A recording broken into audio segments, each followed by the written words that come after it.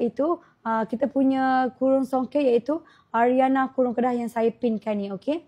Yang ini ada sizing apa? Ada sizing plus size, okey. Bermula daripada XS sehingga 3XL di mana ukuran leg dada boleh pergi sehingga 48 inch, okey. Saya tunjuk kod color paling best selling iaitu kod color maroon. Ariana kurung Kedah sumpah cantik, memang nice, sangat-sangat lawa. Ini adalah Ariana kurung Kedah, lawa kan korang? Sumpah cantik kan? Memang lawa kan? Ini adalah Ariana kurung Kedah. Ariana kurung Kedah, cutting kita tak sama dengan brand lain ya. Lain daripada lain ya. Sebab apa? Kau cakap alah, kurung Kedah bukan sama ke? Kan? Tak sama. Kita punya lain daripada yang lain. Okay? Macam seperti korang tahu, kurung Kedah memang straight cut. Dia tiada cutting. Okay? Dia boleh dikatakan loose cutting loose. Okay? Untuk dia punya lain tu adalah kita kembangkan dia di bahagian bawah tu. Kita kembangkan, kita buat macam A cutting. A cutting, nampak tak? Dia kembang di bahagian bawah, alright? Dan juga tambahkan corak kepala songket di hujung lengan dan juga hujung baju ni. Untuk corak songket, very nice, sangat shining. Jangan risau tentang keaslian songket tenun asli kita. Sangat kita menjaga tentang kualitinya, alright?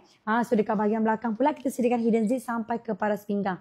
Untuk corak songket, kita bagi very nice, iaitu corak songket bunga tabur. Untuk kain pula, nampak tak?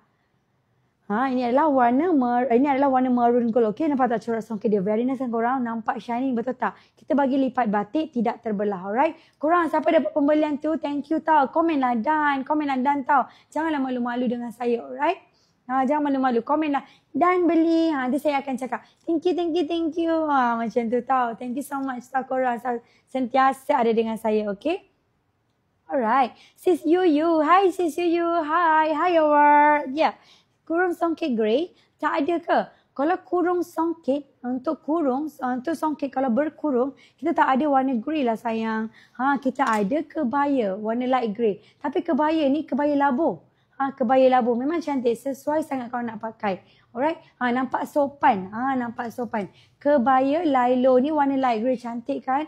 Tapi warna light grey ni ramai sangat orang cari awak. Untuk songket, warna light grey agak susah nak dapatkan warna light, betul tak? Kebiasaan kalau buat warna grey, dia buat dark, betul tak? Tapi kalau Nisa, kita buat light grey, okey? Cantik kan? Yang ni dekat beg nombor... Sekejap kita tengok beg nombor apa, lupa dah. Kejap ya, dekat beg nombor 6 tak silap saya. Ya betul, pandai saya dekat beg nombor 6, okey? Ni dekat beg nombor 6, okey? Nampak tak?